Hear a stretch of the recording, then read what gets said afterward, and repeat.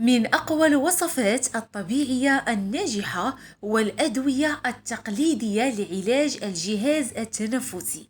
علاج آلام الحلق، الحنجرة، رفع المناعة، وصالحة 100% لكل من يعاني من ارتفاع الضغط والكوليسترول. وصفة للصغار والكبار، ومن الضروري القيام بتحضيرها وتركها في البيت واستعمالها من حين إلى آخر. وصفة مجربة 100%، ونتائجها مبهرة ورائعة.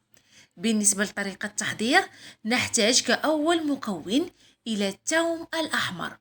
هنا عندي حوالي 7 حبات من الثوم، نقوم بوضعها في بخار كهربائي أو القيام بسلقها في القليل من الماء حتى تصبح بهذا الشكل، ثم نقوم بإزالتها من القشرة ووضعها في وعاء من أجل خلط باقي المكونات.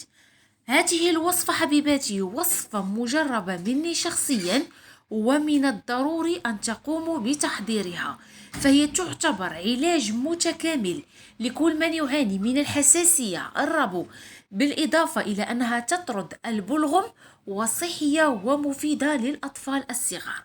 بالنسبة للمكون الثاني والمعجزة، وهو مسحوق التين المجفف، أو كما تسمى كذلك بمسحوق الشريحة، وسوف أترك لكم الصورة جانبا. من الضروري القيام باستعمال هذا المسحوق، وتجدونه دائما عند بائعي الأعشاب وكذلك في التعاونيات. أما بالنسبة للمكون الثالث وهو الزعتر، بالنسبة للزعتر نقوم بتحميصه قليلا حتى يصبح ساخن، ثم نقوم بفركه في اليدين بهذا الشكل وإضافته إلى الخلطة.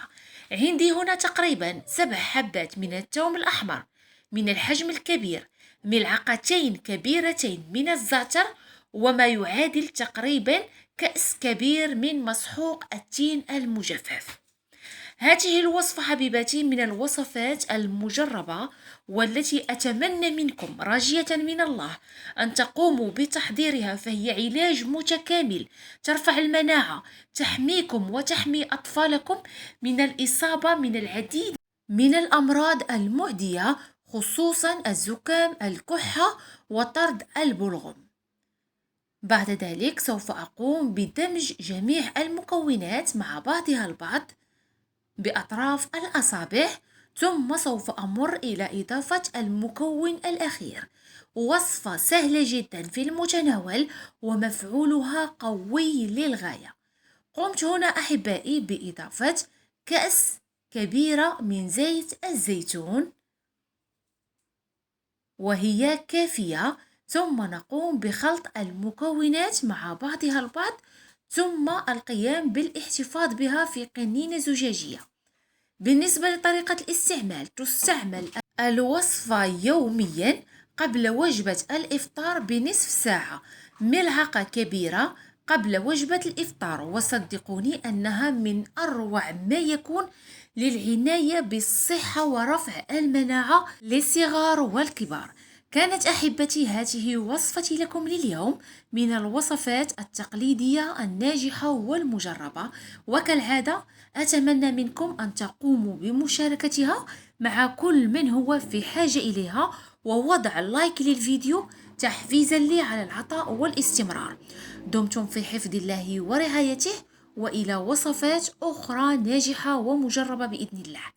إلى اللقاء.